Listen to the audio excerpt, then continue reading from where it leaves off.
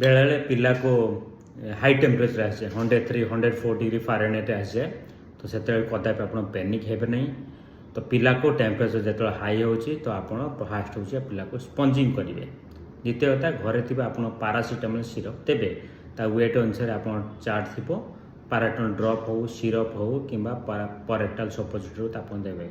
Spongin केमती करेंगे आप ओदा कपड़ा को नॉर्मल टेप वाटर ओदा कपड़ा को नहीं आसबे ताको चिपुड़ देवे गोड़ ठार मुंड पर्यंत प्रॉपर्ली पोछि आने 2 ରୁ 3 थर पोछि आनला परे बॉडी थी एक्सटर्नल जो हीटा थी सी इवापोरेट हो एवं पिलार टेम्परेचर ग्राजुअली कम हो।